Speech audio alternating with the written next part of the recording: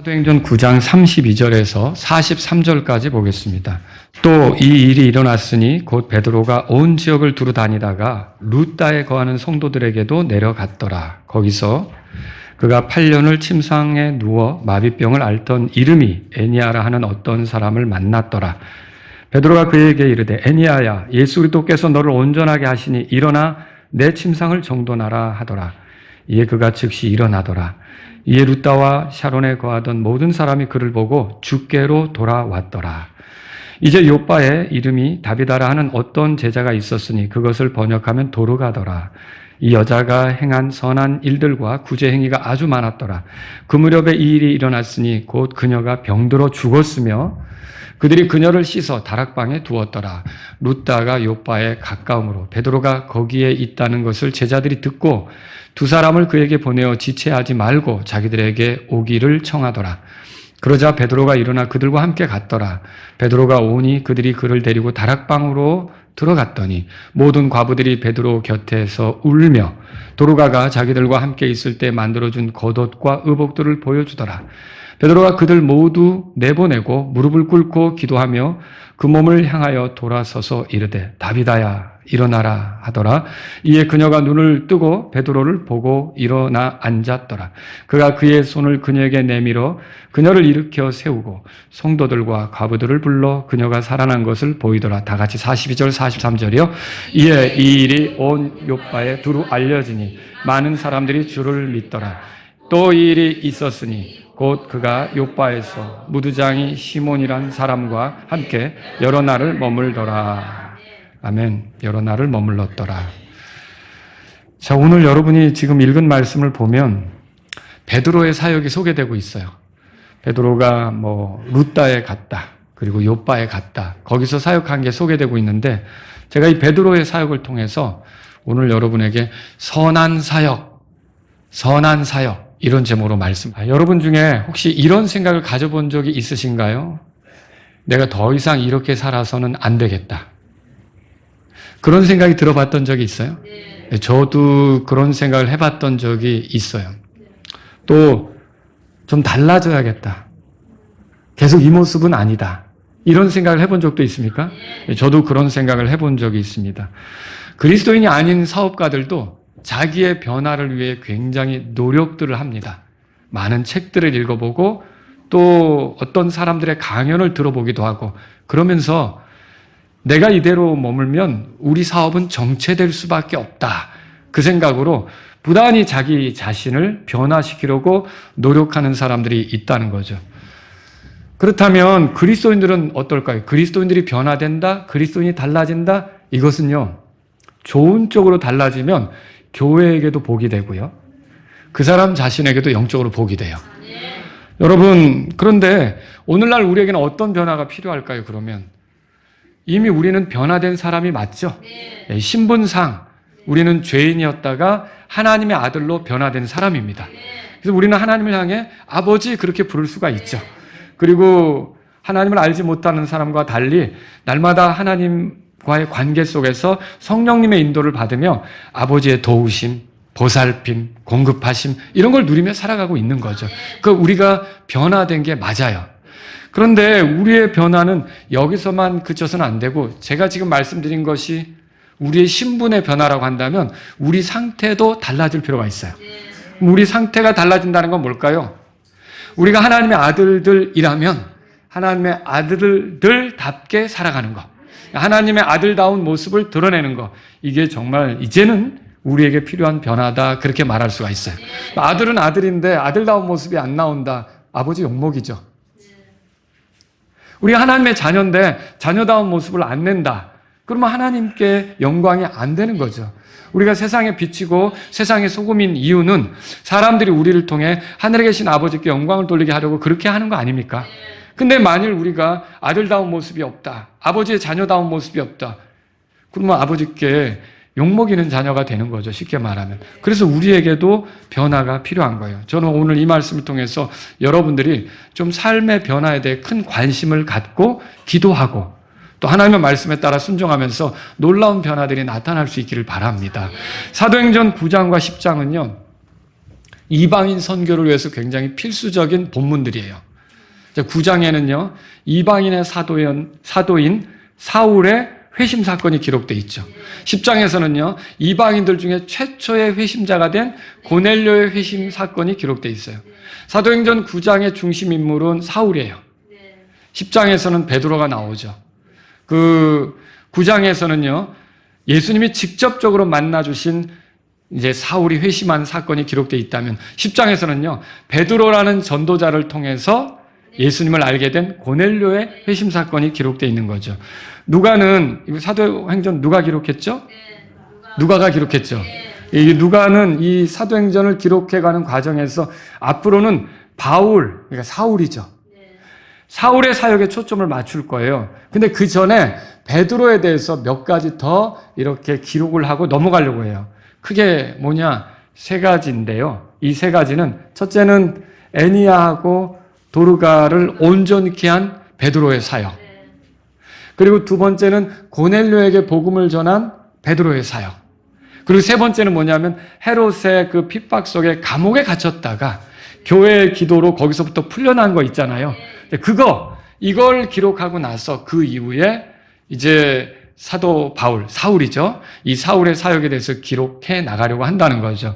오늘은 그래서 우리가 그 중에 이 세 가지 중에 첫 번째 해당하는 애니야와 도르가를 향한 베드로의 사역을 보면서 어떤 것이 선한 사역인지 이거를 하나님 말씀을 통해서 살펴보도록 하겠습니다.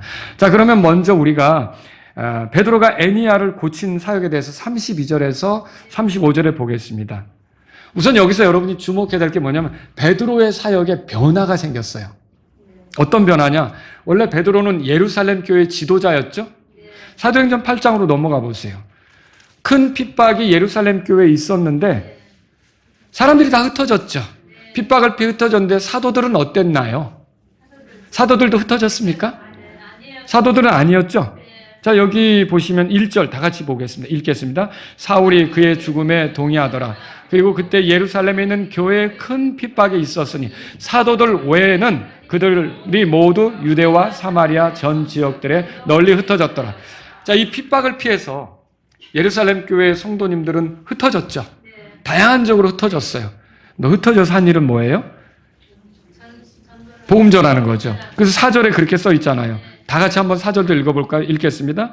그러므로 널리 흩어진 자들이 각처로 가서 말씀을 선포하더라. 이 사람들이 흩어져서 말씀을 선포한 거죠. 그렇지만 베드로를 포함한 사도들은 어디에 있었어요? 그 예루살렘에 머물러 있었죠. 그들의 사역의 관심은 뭐였냐면 예루살렘 교회를 더 강화시키고 견고하게 세우고, 그래서 예루살렘 교회를 이렇게 더 튼튼하게 만드는데 그들의 사역이 이제 중점적인 사역이었다. 거기에 초점이 맞춰져 있었다. 그렇게 말할 수 있는 거죠. 그런데 이런 사역이 변화가 일어났어요. 이런 사역이 방향이 좀 바뀌게 된 거예요. 뭐 어떤 변화입니까? 자, 이게 예루살렘 교회만을 위한 사역이 아니라 다른 지역에도 하나님 말씀이 전해져야 된다. 복음이 전해져야 된다. 예수님이 알려져야 된다. 이렇게 해서 다른 지역에도 예수님을 전하려고 하는 이제 그런 사역을 이제 하게 된 거죠. 그러니까 예루살렘에만 관심을 갖던 사람이, 예루살렘 교회만 신경 쓰던 사람이 베드로가 어떻게 바뀌었냐? 다른 지역도 예수님에 대해서 알아야 된다. 이렇게 된 거죠. 우리가 어떻게 알 수 있어요? 오늘 본문에 보세요. 32절에. 또 이 일이 일어났으니 곧 베드로가 뭐라고 돼 있죠? 온 지역을 두루 다니다가 그랬죠? 이 온 지역을 두루 다니다가 이 말은 베드로가 예루살렘에만 있다는 거예요? 다른 지역 여기저기도 다녔다는 거예요? 다른 지역 여기저기도 다녔다는 거죠? 이 사람의 사역의 방향이 바뀌게 된 거죠. 그 예루살렘에서만 핍박돼 있었는데 사마리아 사람들이 복음을 받아들인 걸 듣게 됐어요. 사마리아 지역에 내려가서 그 사마리아 도시들에서 복음을 전하는 사람이 있었죠. 누굽니까, 여러분? 빌립이었죠. 예, 빌립이 복음을 전했어요. 그리고 거기서 얻어진 사람들, 기쁨에 쌓인 사람들을 이렇게 말하자면 성령님으로 이렇게 강하게 그들이 변화되도록, 성령님으로 이렇게 침례받도록, 성령님이 임하시도록 이렇게 나아가서 기도했던 사람이 누구냐면 베드로하고 요한이었죠. 자, 베드로하고 요한이 그들에게 내려갔는데 거기서 깨달은 게 있겠죠. 예루살렘뿐만 아니라 사마리아 지역도 복음을 받는구나. 그럼 여러분, 그렇게 한 다음에 어떻게 했어요? 이 사람들이 여기 이렇게 사마리아만 머무는 게 아니라 보세요. 거기 31절에 보세요. 위에. 그리하여 온 유대와 갈릴리아와 사마리아에서 교회들이 두루 안식을 얻고 든든히 세워지며 주를 경외하고 성령님의 위로 안에서 걸으며 수가 크게 늘어났더라. 그렇게 돼 있죠? 베드로가 이런 것들을 알게 된 거예요. 그러면서 베드로가 깨달은 게 뭐냐면, 아하, 이게 예루살렘에서만 교회가 세워져야 될 게 아니라 사마리아지요. 유대 땅, 그리고 사마리아지요. 이렇게 널리 교회가 세워져야 되는 거구나. 이런 것들을 받아들이게 된 거죠. 근데 여러분, 이걸 받아들이는 베드로의 모습을 보는데 이게 본래 누구의 뜻입니까? 주님의 뜻이죠? 주님은 오직 성령이 너에게 임하시면 너희가 권능을 받고 예루살렘과 유대와 사마리아와 땅의 맨 끝 지역까지 이르러 나를 위한 증인이 되라 그러셨잖아요. 그러니까 어떻게 보면 베드로가 예루살렘만 고집하고 있다가 성령님께서 임하실 때 어떻게 행동해야 된다는 것을 주님으로부터 받은 뜻 있잖아요. 거기에 맞춰서 자기를 변화시키게 된 거죠. 그러니까 이거는 건전한 변화입니까? 네, 건전한 변화죠. 그렇게 해서 베드로가 다른 지역에도 교회가 세워져야겠다고 여기저기 다니게 되었던 거예요. 자, 그런데 베드로가 루다로 내려가게 돼 있어요. 그 30절에 보시면요, 루다에 거하는 성도들에게 내려갔더라 써 있죠. 자, 그러면 그 루다는 어디에 있는 거냐? 자, 예루살렘이 이렇게 있다면 서쪽으로 해서 약간 북쪽으로, 서북쪽으로 이렇게 이 거리가 있는, 거기에 약 한 40km 정도 예루살렘으로부터 서쪽으로 이렇게 떨어져 있는 그런 지역이에요. 근데 여기에 성도들이 있었다는 거예요. 이 성도들은 어떻게 생겼을까요? 이 성도들은 어떻게 해서 여기에 믿는 자들이 있는 거예요? 자, 예루살렘에서 흩어졌다 그랬죠? 그 흩어진 자들이 내려갔겠죠. 그리고 그들이 또 복음을 전했겠죠. 흩어져서 한 일이 뭐예요? 예수님 전하는 거잖아요. 그래서 거기서 예수님 믿게 된 사람들이 생겼겠죠. 그래서 루다에 그렇게 믿는 사람들이 생기게 되었던 거죠. 근데 거기에 한 개인, 인물이 등장합니다. 33절에 보면요. 거기에 보면 거기서 그가 8년을 침상에 누워 마비병을 앓던 이름이 뭐라고 돼 있어요? 애니아라고 하는 어떤 사람을 만났다. 여러분, 이 애니아는 우리가 성경을 볼 때 불신자라고 생각합니다. 남자고요. 이름은 이건 남성형이거든요. 남자고 불신자로 생각해요. 왜 그렇게 생각하냐면 만약에 믿는 사람이었다면 표현이 달랐을 거예요. 애니아라는 어떤 제자를 만났다 이렇게 했겠죠. 근데 여러분 밑에 도르가는 어떻게 돼 있어요? 다비다는 어떻게 돼 있어요? 다비다라 하는 어떤 제자가 이렇게 표현되어 있죠. 근데 애니아는 제자라고 표현이 안 돼 있고 그냥 어떤 사람 이렇게 표현되어 있어요. 믿지 않는 사람으로 보여요. 근데 이 사람이 마비병에 걸렸어요. 마비병으로 8년 동안 있었는데 뭐 오늘날로 말하면 뭐 뇌졸중이 있었는지 뇌경색이 있었는지 이제 중풍 같은 걸로 몸을 제대로 가누지 못하는 사람이다. 그렇게 볼 수가 있는 거죠. 근데 이 사람이 그렇게 오랫동안 있었는데 34절에 베드로가 뭐라고 합니까? 다 같이 읽어보죠. 베드로가 그에게 이르되 애니아야 예수 그리스도께서 너를 온전하게 하시니 일어나 내 침상을 정돈하라 하더라. 이에 그가 즉시 일어나더라. 이게 마비병에 걸린 사람인데 베드로가 이 예수 그리스도께서 너를 온전하게 하신다라고 하면서 명하니까 그가 일어나서 자리를 정돈하게 된 거예요. 놀라운 일 아닙니까? 저도 이런 게 좀 부러울 때도 있어요. 아픈 환자들 찾아가서 일어나라 하면 벌떡벌떡 일어나면 얼마나 좋을까. 근데 이때는 이제 하나님 말씀을 확신시키기 위해서 성경 기록이 완성되지 않은 이때 복음에 대해서 더 잘 받아들일 수 있도록 마음을 열게끔 이렇게 주님이 놀라운 일을 하신 거죠. 베드로를 통해서 말입니다. 자, 그런데 우리가 이 루다에서의 베드로의 사역을 보면 가만히 안주하기보다 새로운 사역을 위해서 스스로를 변화시키는 이런 베드로의 모습을 보게 된다는 거죠. 여러분, 우리도 이렇게 주님을 섬기는 데 있어서 조심해야 될 게 있어요. 매너리즘이라고 들어보셨죠? 어떤 일들을 오래 하다 보면 거기에 젖어서 더 이상 어떤 도전도 하지 않으려고 하고 그냥 습관적으로 안주해서 더 어떤 노력, 열정 이런 것도 없이 그냥 그 상태에 겨우 끌고 가는 이런 걸 우리가 매너리즘이라고 할 수 있죠. 여러분 주님을 섬기는 데 있어서 이렇게 되면 독창성도 잃어버리고 신선한 미도 잃어버리고 이렇게 주님의 일이 정말 어떻게 보면 힘을 잃어가는 그런 모습으로 나올 수도 있다는 거죠.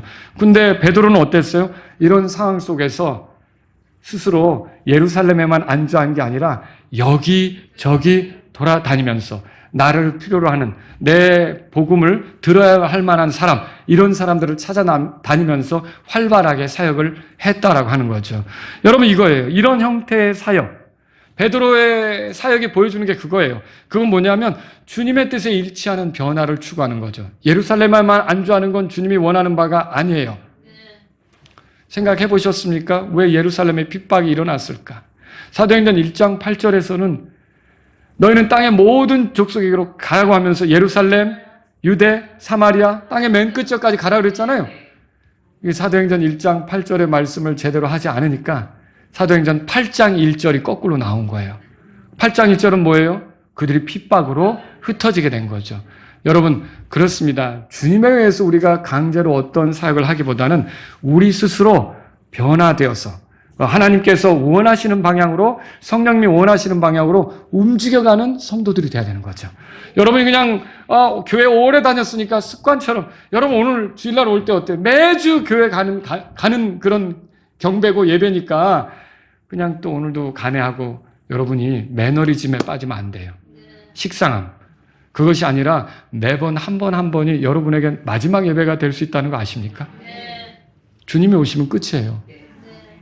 그리고 매번 한 번 한 번이 남들은 얻지 못하는 예배라는 거 아십니까? 지난주까지 예배드리고 지난주 중에 주님께로 간 사람도 있을 수 있는 거예요. 여러분이 이런 한 번 한 번을 소중하게 생각한다면 이거는 그냥 매번 하는 거니까 습관처럼 가볍게 할 게 아니라 지난주에 여러분이 뜨겁게 예배드렸다면 오늘도 또 뜨겁게 주님께 예배드리고자 하는 마음이 있어야 돼요. 이게 우리의 삶에 있어서 날마다 이런 변화를 추구하면서 가는 것이 필요하다는 거죠. 우리 스스로의 힘으로 변화 안 됩니다.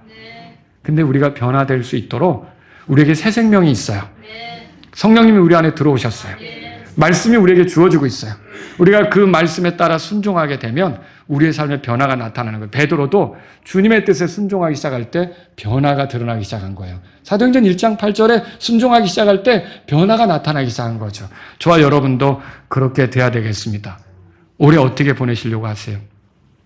작년에 한 대로 그냥 식상하게 그냥 늘 해오던 거니까 여러분 이렇게 간다면 이 한 해는 빛이 날 수가 없어요. 그러나 여러분이 만일 내가 더 적극적으로 올해는 더 뜨겁게 복음을 전하면서 교회 세우는데 헌신해야겠다. 성도들을 돌아보고 성도들의 필요를 위해서라면 나에게 무엇을 해야 될지 내가 주님께 기도하고 얻어지는 대로 최선을 다해야겠다. 또 여러분 내가 개인적으로 주님과 더 가까워지고 주님과의 그 교제를 통해 영적으로 더 뜨거워져야겠다. 여러분 이게 해를 거듭할수록 우리에게 이게 있어야 되는 거예요. 사람이 오래 지나가면요 그냥 감사한 줄도 모르고 귀한 줄도 모르고 이렇게 그걸 가볍게 생각하려고 할 때가 있어요. 여러분 처음에 복음 받았을 때 어떻던가요? 감격이 있었죠. 기쁨이 있었죠. 근데 시간이 지나면서 그런 걸 잃어버리면 안 된다는 거예요. 여러분 날마다 새로운 은혜 속에서 날마다 새로운 긍휼 속에서 여러분과 제가 주님의 은혜를 더 추구하고 갈망하며 더 열정적이 되는 그런 변화가 있기를 바랍니다. 여러분 여기 베드로가 도루가를 살린 게 36절에서 43절에 나옵니다. 베드로는요 욥바로 내려갔어요. 36절에 그 욥바에 사는 다비다라고 하는 여자가 나오는데요. 그 욥바는 여러분이 또 구약에서도 발견했을 거예요. 욥바 하면 떠오르는 예언자가 있죠. 누굽니까? 요나죠. 요나가 니느웨로 가라니까 나 안 가겠다고 다시스로 가는 배를 타잖아요. 그 다시스로 가는 배를 타던 장소가 욥바 항구예요. 여기서 그 엉뚱한 방향으로 가는 배를 탔잖아요. 근데 여러분 이 베드로가 욥바로 가게 된 게 거기 여기 보면 다비다라는 여자가 있었거든요. 번역하면 도루가라 그렇게 돼 있어요. 그러면 그 다비다라고 하는 여자는 어떤 제자라고 표현되어 있어요? 믿는 사람입니까? 네, 믿는 사람이라는 걸 우리가 알 수 있는 거죠. 이 다비다는 시리아어고요. 도루가는 헬라어예요. 근데 이 두 단어는 모두 아프리카에서 잘 뛰는 가젤이라고 아세요? 가젤? 가젤. 청청 뛰어다니는 그 짐승 있잖아요. 그걸 의미하는 단어예요, 원래는. 그러니까 여러분 이게 다비다가 굉장히 활동적이고 남을 공격할 줄도 모르고 이렇게 굉장히 열정적으로 사는 그런 사람이라는 걸 우리가 엿볼 수가 있겠죠. 이 욥바에 거하던 도르가의 선행과 구제 행위가 심히 많았다고 여기 36절에 써 있어요. 찾으셨죠? 예, 그리고 안타깝게도 그녀가 죽었어요. 죽은 것이 그 뒤에 37절 그게 거기에 써 있어요. 그리고 이 여자가 죽으니까 많은 과부들이 슬퍼했다는 것을 그 뒤에 이제 썼어요. 38절, 39절에 보면 그렇게 나오죠. 그리고 이 여자가 죽은 걸 이제 베드로에게 알렸죠. 베드로에게 알리니까 베드로가 비교적 가까운 데 있어서 그 룻다에서 욥바로까지 오게 된 거예요. 근데 여기 욥바로 왔는데 거기 보면은요, 베드로가 기도해서 40절에 보면 무릎을 꿇고 기도했다고 돼 있죠. 그리고 다비다야 일어나라 이렇게 말했죠. 그러니까 이 여자가 어떻게 됐어요? 일어났다고 성경에 써 있죠. 그래서 일어나서 앉았다고 써 있어요. 그리고 이 여자가 변화된 것을 보고 많은 사람들이, 이 여자가 살아난 것을 보고 많은 사람들이 주를 믿었다고 그렇게 써 있어요. 이런 건 주님을 믿도록 하기 위해 나타난 특별한 표적이라고 여러분이 생각하시면 됩니다. 주님께서 이런 일들을 일으킨 거죠. 그리고 베드로는 욥바에 있었어요. 그 43절에 그렇게 써 있죠. 무두장이 시몬이라는 사람과 함께 여러 날을 머물렀더라. 베드로의 사역은 여기서 끝나지 않습니다. 요 무두장이 시몬의 집으로 누가 찾아올 텐데, 고넬료가 보낸 사람들이 오잖아요. 결국은 고넬료에게 가서 복음을 전하잖아요. 이거 보세요. 자기 자신을 그냥 안주하지 않고 새로운 그 사역으로 이렇게 도전하는 사람들에게 결국 하나님께서 또 다른 기회를 주시면서 계속해서 주님에 대해 증언하며 갈 수 있게 길을 열어주신다는 거죠. 자, 여기서 애니야를 온전케 하고 다비다를 살린 이 베드로의 사역을 보면 특징이 있어요. 첫째는 뭐냐면 이 두 사건이 모두 예수님의 모범을 따른 거예요. 애니야를 고친 사건을 생각해 보죠. 여러분이 가버나움에서 예수님이 어떤 집에 있을 때 마비병에 걸린 한 남자를 네 사람이 상에 데리고 왔다가 예수님을 좀 만나게 하고 싶은데 사람이 너무 많이 모여서 들어가지 못하니까 지붕으로 올라가서 지붕 뚜껑 걷어내고 거기로 이렇게 그 상을 달아내린 거 읽어보셨죠? 그때 그 마비병 환자가 결국 자기 침상 들고 걸어가는 거 읽어보셨죠? 예수님에서 온전케 됐잖아요. 그 모습이 그대로 재현되는 것 같아요. 또 여러분 여기 그 다비다, 도르가라고 하는 여자가 살아난 것은 회당장이 야이로의 딸 아세요? 12살 먹은 소녀. 근데 죽어가게 됐죠. 그래서 이 야이로가 다급해서 예수님께 와서 우리 딸 좀 살려달라고 매달렸잖아요. 근데 이제 예수님께서 그 딸을 만나러 가는데 도중에 12해 동안 혈루증을 앓던 여자가 나타나서 예수님 옷자락이라도 잡으면 내가 운전하게 되겠다. 결국은 예수님께서 거기서 시간을 끌잖아요. 그런데 그 일이 벌어질 때 야이로의 마음은 얼마나 초조할까요? 여러분 생각해 보셨어요? 한시가 급하죠? 빨리 집으로 데려가고 싶은데 예수님이 앉아서 누가 내 옷에 손을 댔느냐 뭐 이렇게 하면서 거기서 얘기를 할 때 얼마나 그 마음이 초조하겠어요. 그리고 그냥 낯은 나보고 그냥 지나치지 거기서 또 누구냐 내 믿음이 너를 온전하겠다 하면서 거기서 막 내게서 능력이 나갔다 하면서 말할 때 그 야이로의 마음이 얼마나 초조하겠어요. 그런데 거기서 12해 동안 혈루증을 앓던 여자가 온전하게 되었다면 12살 난 너의 딸도 온전하게 될 수 있다는 소망을 주시지 않습니까? 결국 그렇게 해서 집으로 갔더니 예수님을 모시고 온 것에 대해서 사람들이 다 죽었다라고 하고 뭐 예수님이 왔다고 무슨 뭐가 가능하겠냐라고 하면서 별로 이렇게 시큰둥하잖아요. 그때 예수님이 어떻게 다 내보내고 달리다굼 들어보셨죠? 소녀여 일어나라. 여러분 그때 소녀가 일어났습니까? 예, 그것처럼 마치 베드로가 똑같이 그 여자에게 다비다야 일어나라고 이렇게 해서 온전하게 하는 거죠. 여러분 이걸 보세요. 그래서 베드로의 사역은 뭐와 같습니까? 예수님한테 본 대로 예수님에게서 배운 대로 하는 것과 같다는 거죠. 여러분 주님의 일을 할 때 우리는 주님의 능력을 똑같이 따라할 수는 없습니다. 만약에 주님이 원하신다면 그 능력이 우리를 통해 나타날 수도 있겠지만, 그렇지만 우리가 한 가지 분명해야 될 건 뭐냐면 주님의 마음을 품을 수는 있다는 거죠.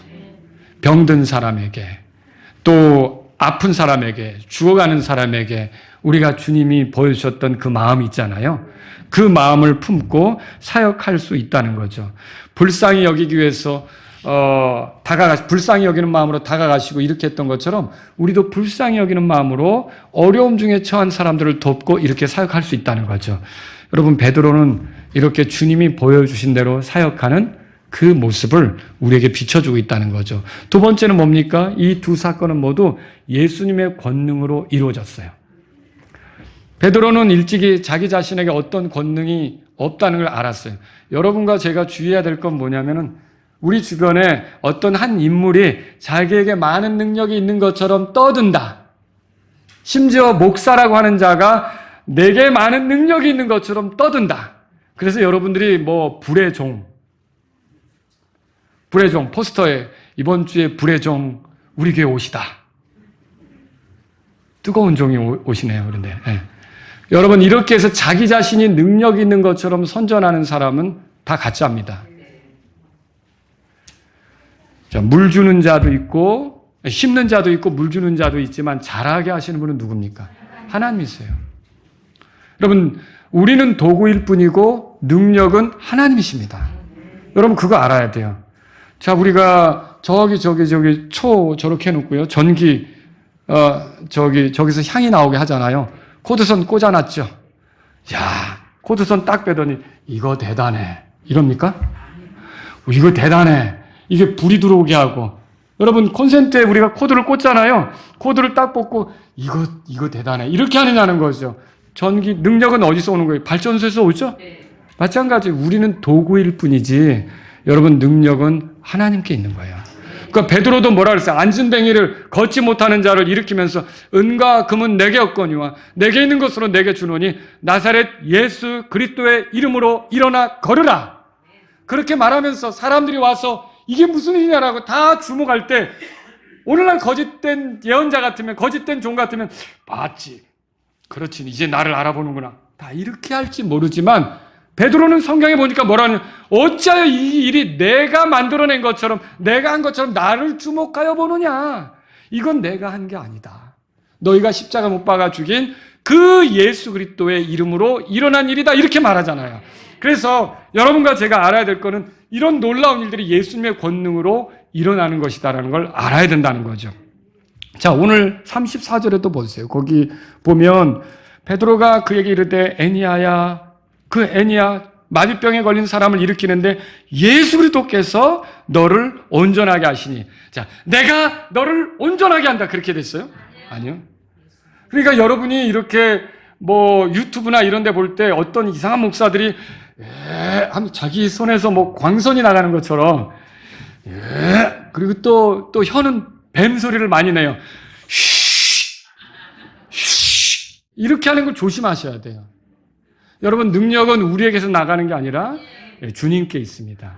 주님께 있어요. 그리고 여기 보세요. 그래서 또 밑에 34절에도 그랬지만 40절도 가면 다 같이 읽어볼까요? 베드로가 그들을 모두 내보내고 무릎을 꿇고 기도하여 그 몸을 향하여 돌았어 이르되 다비다야 일어나라 하더라. 자, 이 베드로는 왜 무릎을 꿇고 기도했어요? 주님이 도와주시도록, 주님의 권능이 나타나시도록, 주님이 다비다를 살려주시도록. 그러니까 베드로가 살리는 거예요? 아니면 이게 주님이 살리는 거예요? 주님이 살리는 거죠. 여러분, 권능은 주님께 있는 거예요. 그래서 선한 사역자들은 항상 자기 자랑을 하지 않아요. 자기가 대단한 것처럼 자기를 우러러보게, 자기를 주목하게 하지 않아요. 그냥 이정표 같아요. 이정표가 뭐예요? 이쪽으로 향하도록 가리키는 표지판이 있죠? 그래서 침례자 요한도 뭐라 그랬어요? 그분은 흥하여야 하고 나는 쇠하여야 하리라. 예, 누구를 가리키는 거예요? 보라, 세상 죄를 제거하는 하나님의 어린 양이로다. 예수님을 가리키는 거잖아요. 그래서 참으로 참된 목사는 항상 사람들로 하여금, 성도들로 하여금 자기 자신을 주목해 하는 게 아니라 누구에게 향하도록 도와줘요? 예수님에게 향하도록 도와주는 거예요. 그게 목사 일이죠. 목사가 성도들이 자기에게 향하게 해서 자기가 뭘 빼먹을 거예요? 그거 잘못이죠. 성도들이 예수님을 더 알도록 예수님에 대해서 들려주고, 예수님을 더 알도록 예수님하고 가까워지는 방법을 소개하고, 예수님을 더 알도록 예수님을 더 경험하도록, 예수님을 더 배우도록, 예수님을 더 드러내도록 그렇게 도와줘야 되는 거 아닙니까? 그래서 모든 그 선한 사역은 이렇게 예수님의 권능으로 이루어진다. 이걸 정리할 필요가 있어요. 나를 강하게 하시는 그리스도를 통해 내가 모든 것을 할 수 있느니라. 자, 내가 할 수 있지만 그냥 나 혼자 있으면 못해요. 나를 강하게 하시는 그리스도를 통해, 예수님을 통해 할 수 있다고 믿어야 되는 것이죠. 그래서 주님의 일을 할 때 우리는 내가 대단해서 또는 어떤 자격이 있어서 이 일을 이루고 이 일을 하는 것처럼 생각하면 안 된다는 거죠. 여러분이 교회에서 뭔가 일을 맡았을 때 왜 베드로처럼 기도해야 합니까? 여러분의 힘으로 그게 되는 게 아니기 때문에. 여러분, 구약에도 그렇잖아요. 하나님의 집을 세우는데 힘이나 능으로 되는 게 아니라 오직 주의 영으로 되는 것이다. 여러분이 성령님을 통해서 세워지는 것을 믿으면 기도하셔야 돼요. 기도하지 않는 자는 자기 힘으로 해보겠다는 거예요. 기도하지 않는 자는 교만한 자예요. 기도하는 사람은 하나님을 신뢰하는 거고요. 그러니까 하나님을 신뢰해서 일하는 자가 선한 사역자가 된다는 거죠. 왜요? 그 일이 자기 일이 아니라 하나님의 일이에요. 여러분, 이게 교회 안에서 펼쳐지는 게 다 주님이 성도들을 세우려고 하는 주님의 일에 우리가 도구가 되는 걸 믿으십니까? 하나님의 일에 내가 도구가 된다고 믿으면 하나님 어떻게 하는 것이 지혜로운지 가르쳐 주세요. 하나님 주님의 권능이 나타나게 해주세요. 하나님 주님의 일하심을 더 많이 보기 원합니다. 여러분 기도하셔야죠. 저는 마라나타 침례교회에서 주님의 일을 더 많이 보기 원합니다. 이 교회에서 하나님 말씀을 듣고 구원받지 못한 사람들이 구원받고, 죄의 습관에 빠졌던 사람들이 죄의 습관으로부터 돌아서고, 주님의 뜻대로 살려고 하는데 힘이 든다. 그럴 때 말씀을 통해 위로를 얻고, 주님의 뜻대로 하는데 망설여진다. 말씀을 들으면서 용기를 얻고, 주님이 주신 기회인데 가야 되나 말아야 되나 망설이고 있다. 헌신하고, 이렇게 주님에 의해서 놀라운 일들이 나타나는 그런 교회가 되기를 바랍니다. 여러분들이 다 주님하고 가까워져야 되죠. 세 번째는요, 이 두 사건, 애니아가 일어난 것과 다비다가 온전하게 된 사건은요, 예수님의 구원을 나타내는 표시였어요. 34절에 보시면요, 거기 예수 그리스도께서 너를 온전하게 하시니 일어나라, 그렇게 되어 있는 거예요. 일어나라. 그리고요 40절에 보세요. 40절에 베드로가 그들을 모두 내보내고 무릎을 꿇고 기도하여 그 몸을 향하여 돌아서서 이르되 다비다, 뭐라고 되어 있어요? 일어나라 그랬어요. 이 일어나라 이것은요, 하나님께서 예수님을 일으키실 때 예수님을 다시 살리신 것을 표현해 주는 말이죠. 여러분, 주님의 일을 할 때 우리가 다른 사람을 일으켜 세우는 사역을 해야 돼요. 다른 사람을 일으켜 세우는 사역을 해야 된다는 거예요. 말로든 행동으로든 다른 사람이 주님을 더 가까이 하는데 걸림돌이 되어서는 안 돼요. 내가 주님을 섬기는데 걸림돌이 될 수 있다고요? 내가 주님을 따르는데 걸림돌이 될 수 있다고요? 바디메오 아시죠? 여리고라는 도시에서 구걸하던 거지. 바디메오의 특징은 뭐였어요? 왜 구걸해요? 눈이 안 보이죠? 소경이잖아요. 그런데 이게 앞은 못 봐도 귀는 밝아요, 또. 이 귀가 밝은 게 복이에요. 귀가, 들을 귀가 있는 게 복이에요. 근데 이렇게 한 푼 줍쇼라고 구걸하고 있는데 사람들이 웅성웅성하는 거야. 무슨 소리지? 뭡니까? 라고 옆에 있는 사람에게 물었죠. 그랬더니 나사렛 예수님이 지나가신다고 해요. 그러니까 가만히 있을 수 있습니까? 요 귀가 복돼가지고 구걸하는 중에 아마 사람들이 지나가면서 그런 얘기 했을 거예요. 이런 사람도 예수님만 만나면 눈 번쩍 뜰 텐데, 우리 봤잖아, 저기서 눈 뜨는 거. 뭐 이렇게 서로 얘기들 하면서 지나갔겠죠. 그런데 그거 들었으면 그냥 잊어버리고 갈 수도 있고, 오늘 한 푼이나 더 벌자 하면 되는데, 거기서 구걸하면서 뭐 했을까요? 언제 그분이 지나가실까? 언제 그분이 지나가실까? 언제 그분이 지나가실까? 기다렸겠죠? 그런데 예수님이 지나간다는 거예요. 그러니까 때는 왔다. 여기서 이 목이 터지죠? 다윗의 자손 예수여, 나를 긍휼히 여기소서. 그러니까 이게 놀라운 게 뭐냐면, 예수님 가까이 있는 사람들, 주님 저기서 부르네요라가 아니라 주님을 따라가던 그 사람들이 뭐라 그러죠? 시끄럽다, 조용히 해라. 그게 여러분 믿는 사람이 또 걸림돌이 될 수도 있는 거야. 그런 거죠. 그런데 이 사람이 거기서 그러니까 여러분이 또 믿는 사람 때문에 실족해서 예수님 찾는 거를 그러니까 예수님 따르는 사람에게 실족해서 예수님 따르는 거 멈추면 아무것도 못 이뤄요. 그거 알으셔야 돼요. 교회 좀 열심히 다니고 말씀 듣고 막 흥분하고 좋아했어요. 그런데 어느 날 성도에게 실족했어요. 아유, 저 자매 때문에 나 교회 때려칠래. 저 형제 때문에 나 교회 안 갈래. 그럼 손해 누구예요? 그거 누가 원하는 거예요? 마귀가 원하는 거예요. 주님이 원하는 게 아니에요. 그런데 이 바디메오는 어떻게 합니까? 야, 조용히 해. 잠잠해.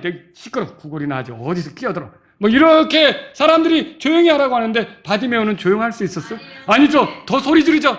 다윗의 자손 예수야, 나를 긍휼히 여기소서. 더 크게 부르잖아요. 이 성경이 참 저는 그때 예수님이 가다가 멈췄다. 누구 소리가 멈춘 거예요? 이게 바디메오의 소리가 멈추게 한 거죠. 예수님이 거기서 멈춰서서 데려와라. 그리고 데리고 왔죠. 뭘 원하느냐? 네, 보기를 원합니다. 시력을 주옵소서. 내 믿음대로 되라. 여러분 그 순간에 눈 뜬 거 아시죠? 여러분 보세요. 그러니까 이게 우리도 믿음 생활하면서 남을 세워줘야 되는데 에이 니까 것이 뭐 아유 네가 하면 얼마나 해. 아유 조용히 해. 이렇게 하면 안 되는 거예요. 또 만일 우리가 그런 일을 당한다고 해서 열심히 하려다가 제풀에 꺾여가지고 에이 난 더 안 해. 지네들끼리 잘 해보라 그래. 에이 여러분 이것도 맞아요? 아니라는 거죠. 그럴수록 여러분이 더 주님을 찾으셔야 돼요. 나하고 주님과의 관계지 왜 그런 장애물에 내가 속아 넘어가서 주님을 찾을 수 있는 기회를 놓치냐고요. 여러분 그러면 안 된다는 거죠. 여러분과 제가 누군가 이게 선한 사역을 하길 원한다면요, 누군가의 걸림돌이 되지 않도록 노력하셔야 돼요. 혹시 나 때문에 넘어지는 사람, 혹시 나 때문에 실족하는 사람, 여러분 성경에서 뭐라 그랬습니까? 어린아이 하나를 실족해 하면 목에다가 연자 맷돌은 요만한 맷돌이 아니에요. 어마어마하게 커요. 나귀가 돌아가면서 돌리는 맷돌이 그걸 목에다 걸으래요. 그 말이 무슨 뜻이에요? 그러니까 그러고 살라는 말이라기보다 이게 반어적으로 절대 누군가를 실족시키려고 하지 말고 또 나 때문에 실족한 사람이 있으면 그게 알았을 때는 찾아가서 내가 부족했다라고 서로 잘못을 고백하고 또 나를 위해 기도를 해달라고 기도 부탁하고 이렇게 해서 같이 가야 된다는 거죠. 그래서 여러분과 제가 주님의 일을 할 때 다른 사람을 세우는 사역을 해야 돼요. 베드로 어떻게 했어요? 애니아에게 일어나라 그러잖아요. 도르가에게 어떻게 했어요? 일어나라 그러잖아요. 근데 오늘날 이상한 사역자들은요, 쓰러뜨리길 또 좋아해요. 그냥 다 나와! 다 쓰러져가지고 다 막 난리를 치는 거예요. 왜 그렇게 쓰러뜨리는 사역을 좋아해요? 주님의 사역은 일으키는 거예요. 일어나게 하는 거예요. 그런데 절대로 속지 않아야 되는 거죠. 아시겠죠? 또 이 네 번째로 이 두 사건은요, 모두 예수님의 영광을 드러내는 것이었어요. 애니아가 고침받았을 때 그 루다에 거하는 사람들이 35절에 보세요. 주께로 돌아왔더라. 찾으셨어요? 궁극적으로 누구에게로 온 거예요? 예수님께로 온 거죠. 또 여러분 그 42절에도 보세요. 42절 다 같이 읽습니다. 이에 이 일이 온 요바에 두루 알려지니 많은 사람들이 뭐라고 되어 있어요? 주를 믿더라. 결국 이 사역의 열매는 유명한 목사가 되는 게 아니에요. 이름난 전도자가 되는 게 아니에요. 이 사역의 목적은 어디에 있습니까? 다 주님께로 가도록, 주님을 믿도록, 주님께로 오도록, 그게 사역의 목적이에요. 여러분과 제가 그걸 알아야 되죠. 그래서 이 두 사건은 모두 예수님의 영광을 드러내는 사건이었던 거예요. 그래서 모두 주님께 집중하게 되었고 주님께 영광을 돌리게 되었던 거죠. 주님의 일을 할 때 사람이 자기에게 주목하도록 그렇게 하는 거는 못 씁니다. 그건 안 됩니다. 여러분 구제할 때도 어떻게 하라 그랬어요? 오른손이 하는 일을 왼손이 모르게 하라. 그 은밀히 하게 되면 드러나게 갚아줄 때가 있는데 그 드러나게 갚아주는 건 그리스도의 심판석에 있었죠. 주님께서 갚아줄 때가 있고, 근데 우리는 모든 사람이 나를 좋게 보게 하려고, 여러분 바나바가 자기 땅을 팔아서 사도들 발 앞에 둘 때 그 목적이 이렇게 하면 사람들이 나를 좀 칭찬하고 좋게 봐주겠지 그거였어요? 아니었죠. 그냥 순전히 이게 우리 교회에 필요하겠구나, 사람들이 너무 어려우니까 이 물질로 격려가 되면 좋겠다 갖다 바친 거 아닙니까? 그래서 이름도 바뀌었죠. 바나바로. 바나바가 무슨 뜻이에요? 위로의 아들이죠. 근데 아나니아 삽비라는 어땠어요? 바치는데 일부는 감추고 자기들이 굉장히 헌신한 것처럼 자기들에게 주목하게 만들려고 했던 거죠. 무슨 소리 들었어요? 너희가 어찌하여 성령님을 속였냐? 너희가 어찌하여 하나님을 속였냐? 이 소리를 들었잖아요. 그러니까 저와 여러분들은요, 사람들이 나를 주목하도록 만드는 사역이 아니라 여러분 모두 주님께로 향하도록 내 섬김으로 이 사람이 즐거워서 더 주님께 감사하고 주님께 다가가고 더 주님을 찾고 더 주님을 의지하게 된다면 나는 할 바를 한 거다. 나에게 감사 안 하는데? 그거는 종이 한 뒤에 무슨 감사하다는 말을 듣겠냐고. 여러분 예수님 말씀하시고 들어보셨죠? 마땅히 할 것을 한 것입니다. 이게 우리 실족하면 안 돼요. 내가 이렇게 했더니 감사하다는 말도 없어. 감사하다는 말 없으면 주님이 더 크게 갚아줄 거예요. 감사로 다 털릴 수도 있어요. 예? 그런데 보세요. 남이 나를 알아주지 않는다고 해도 누가 나를 주목하지 않는다 해도 우리는 할 도리를 하면 되는 거예요. 주님의 종으로서 하다 보면 나중에 주님이 우리에게 선한 종이라고, 착한 종이라고, 좋은 종이라고, 신실한 종이라고 주님께서 인정하실 때가 있다는 거죠. 여러분, 자기에게 끌리고 자기에게 매료되도록 하는 것은 선한 사역이 아닙니다. 자기 자랑을 위한 사역은 주님이 원하지 않는다는 거예요. 오늘 우리는 베드로의 사역을 살펴봤어요. 그는 루다와 요빠에서 아주 생동감 있는 사역을 펼쳤어요. 그로 인해 많은 사람들이 베드로에게 더 붙었더라 그렇게 돼 있어요? 베드로에게 더 향했더라 그렇게 돼 있어요? 주님께로 돌아오고 주님을 믿었고 주님께 집중하게 된 거죠. 여기에 참된 사역의 의미가 있는 거예요. 바울은 디모데에게 이렇게 썼어요. 내가 형제들에게 이것들을 기억하게 하면 내가 도달한 믿음의 말씀들과 선한 교리의 말씀들로 양육받은 예수 그리스도의 선한 사역자가 되리라. 예수 그리스도의 선한 사역자. 여러분 우리 모두가 예수 그리스도의 선한 사역자가 되기를 바랍니다. 어떻게 이렇게 되겠습니까? 그럼 무엇이 선한 사역입니까? 정리해서 몇 가지로 말씀드릴게요. 첫째, 선한 사역은 성령님의 방향을 따라 변하는 거예요. 하나님의 뜻을 읽을 줄 아는 사역이죠. 성령님께서 복음을 전하는 일에 예루살렘에서만 그 일이 되는 걸 원치 않고 유대와 사마리아와 땅의 맨 끝지역까지 가는 걸 원하셨다면 그것에 맞추는 거예요. 예루살렘을 떠나 다른 지역에도 관심을 갖는 거죠. 그럼 목사님 다음 주에 우리 다 여기 모이지 말고 딴 데로 갈까요? 우리가 갈 수는 없잖아요. 그런데 그러면 우리는 어떻게 될까요? 가 있는 사람을 찾아서 돕는 거예요. 가 있는 사람을 찾아서 위에서 기도하는 거예요. 또 우리 중에 누가 갈 만한 사람이 나오면 세워서 보내는 거예요. 우리가 다 가면 좋지만 우리가 가족도 부양해야 되고 직장일도 해야 되고 이거 다 우리가 하는 일에 대해서 물러나서 다 내려놓고 갈 수는 없잖아요. 그렇다면 여러분과 저는요, 이렇게 멀리 갈 수 있는 사람, 소명을 받아서 자기에게 주신 부담을 따라 선교지로 가려고 하는 사람을 찾으면 그들을 위해 기도하고 그들을 위해 물질로 후원하고 이렇게 하면서 우리가 이 성령님께 맞추는 사역의 방향을 가질 수가 있다는 거죠. 여러분 또 두 번째로요. 선한 사역은 뭡니까? 예수님께서 하신 대로 섬기는 사역입니다. 다시 말해 예수님을 본으로 삼는 사역이죠.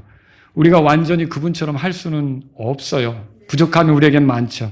하지만 사역에 임하는 우리의 마음, 우리의 자세가 그분을 본으로 삼는 것으로 해서 사역하고 섬길 수가 있단 말이죠. 베드로는 예수님에게서 보고 배운 대로 자신의 사역에 적용시켰어요. 예수님 같은 목사가 되고 예수님 같은 성도가 되고 정말 멋진 교회죠. 여러분 우리 선교 편지 읽을 때 저 경상도에서 편지 보내시는 우리 목사님 한 분이 꼭 기도 제목에 그렇게 써 있죠. 예수님 닮은 목사가 되도록 기도해 달라고. 여러분 그거죠. 우리 모두가 다 예수님을 닮은 성도가 되면 돼요. 예수님을 닮은 사역자가 되면 돼요. 예수님을 닮은 그런 모습으로 섬기면 하나님께서 기뻐하시는 교회의 모습을 이루게 된다는 거죠. 교회에 사람들이 와요. 자, 여러분 죄인들이 찾아오는 거에 대해서 예수님은 어떨까요? 그들이 오는 거에 대해서 막을 치십니까? 아니죠. 뭔가 진리를 알고 싶어서 겸손하게 이렇게 찾아오는 사람이 있으면 받아주잖아요. 여러분 이거는 어른들만 할 일입니까? 아니죠. 아이들도 할 수 있죠. 아이들은 그리스도인 아닙니까? 요 앞에 나와서 간증한 아이들은 다 그리스도인이죠. 구원받았죠. 그러면 새로운 친구가 왔을 때 어떻게 될까요? 먼저 양보하고 먼저 마음을 보이고 먼저 챙겨주고 여러분 이거 어른들만 할 수 있는 겁니까? 아니죠. 아이들도 할 수 있는 거죠. 이렇게 해서 먼저 예수님을 닮은 모습을 우리가 보여줄 수 있다는 거죠. 아이들이 내게 오는 것을 금하지 말라. 여러분 읽어보셨죠? 예, 아이들이 교회에 오는데 쟤 새로 왔는데 이상해. 이거 아니라는 거죠. 먼저 이렇게 받아주고 품어주고 성도들도 마찬가지고요. 여러분이 먼저 교회에 있었다면 교회가 어색할 수 있잖아요. 여기 적응하는데 꽤 걸릴 수도 있어요. 그래서 여러분이 기도하고 인내하면서 품어주고 붙잡아주고 이렇게 하면서 여기서 같이 갈 수 있도록 도와줘야 되지 않겠습니까? 예수님을 닮은 이런 성도들이 가득할 때 정말 건강한 교회죠. 여러분 마라나타 침략에 어떤 교회가 됐으면 좋겠어요. 뭐 예배당 크게 짓고 막 우리 이사도 가야 돼요. 가기는. 근데 그게 중요한 게 아니에요. 아무리 예배당이 크면 뭐예요? 성도님들 한 분 한 분이 예수님을 닮을 마음이 없다면, 예수님의 제자로서 살 마음이 없다면, 예수님을 따라갈 마음이 없다면, 여러분과 제가 최고로 좋은 교회를 만약에 갈망한다면, 우리 말고도 다른 좋은 교회가 있겠지만, 우리만 제일 좋다고 말할 수는 없겠지만, 좋은 교회 모습을 이루는 방식은 다른 게 아니에요. 우리 한 사람 한 사람이 예수님을 닮은 성도가 되는 거예요. 그게 우리 관심이 돼야 되는 거예요. 세 번째로요, 선한 그 사역은 예수님을 드러내는 사역이 되는 거죠. 예수님을 드러내는 사역. 그래서 다른 이들이 예수님께 집중하도록 돕는 사역이죠. 베드로는 믿지 않는 애니에게, 믿는 도로가에게 주님의 권능으로 다가갔어요. 자, 우리가 다가간 대상들로 하여금 우리에게 집중하도록 만드는 것. 여러분이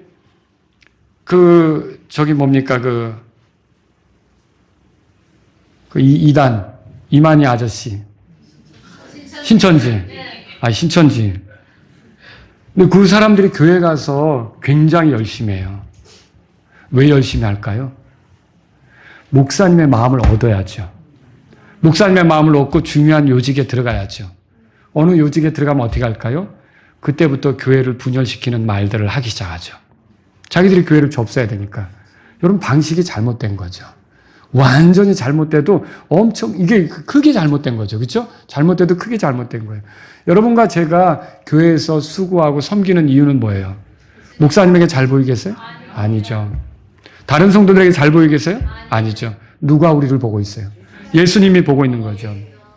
그리고 우리는 그 사람들이 다 예수님께 가도록 섬기는 거예요. 압살롬 아시죠? 다윗의 아들이었죠. 아버지께 재판받으러 가는 사람을 딱 가로막고 다 내게로 오라 그러죠? 백성들의 마음을 도둑질하죠? 마귀는 어떻게 하죠? 피조 물린 우리가 하나님께로 향해야 되잖아요. 우리 마음을 도둑질해서 자기에게로 향하게 하잖아요. 여러분 이게 좋은 자세가 아닌 거예요. 여러분과 저는 교회에서 섬길 때 다 우리의 섬김으로 이 성도들이 예수님께 더 향하도록 돕는다고 생각하셔야 돼요. 그게 우리의 모습이어야 돼요. 이렇게 선한 사역을 할 때 여러분 주님이 우리를 기억하시겠죠.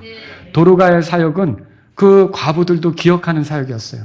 죽었는데 와서 애도하잖아요. 이거 이 여자가 만들어준 거라고 애도하잖아요. 여러분 사람이 우리를 기억하지 못한다고 해도 주님은 우리를 기억하실 거예요.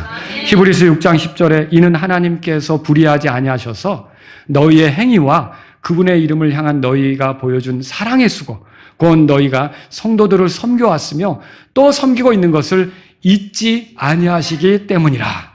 주님은 잊지 않으신다 그랬어요. 우리의 사역을 통해 더 많은 사람이 주께로 돌아오고 더 많은 사람이 주님을 믿게 되도록 해야겠습니다. 그런 쪽으로 변화돼야겠어요. 그런 쪽으로 도전하게 했으면 좋겠어요. 여러분 우리가 새해 복 많이 받으세요라고 인사했잖아요. 지난 한 주간. 이 새해는요. 주님을 향해 좋은 쪽으로 변화되시길 우리가 서로 바라면서 기도해주고 그 열매들이 나타날 수 있기를 바랍니다. 다 같이 일어서시겠습니다. 오늘 이 말씀을 들으신 여러분 가운데 주님, 저에게 지금 변화가 필요합니다. 저도 매너리즘에 빠져 있습니다. 도전하기를 두려워합니다. 신선미를 잃었습니다. 독창적인 생각으로 나아가지 못하고 있습니다. 늘 하던 대로 그 모습으로 가고 있습니다. 주님이 저를 일깨우셔서 열정적으로 주님을 섬기는 사람으로 변화되게 도와주십시오. 이런 분이 있다면 이 시간 주님 앞에 나아가십시오. 주님, 제 삶은, 제 섬김은 사람들이 인정하든 인정하지 않든 주님을 위한 것이 되고 저를 통해 더 많은 사람들이 주님께로 향하는 것이 되기를 원합니다. 이런 분이 있다면 주님께 나아가십시오. 주님, 제가 예수님을 닮은 종이 되기를 원합니다. 예수님을 닮은 그런 사역자가 되기를 원합니다. 예수님을 드러내는 그런 사역자가 되기를 원합니다. 이런 분이 있다면 이 시간 주님 앞에 나아가십시오.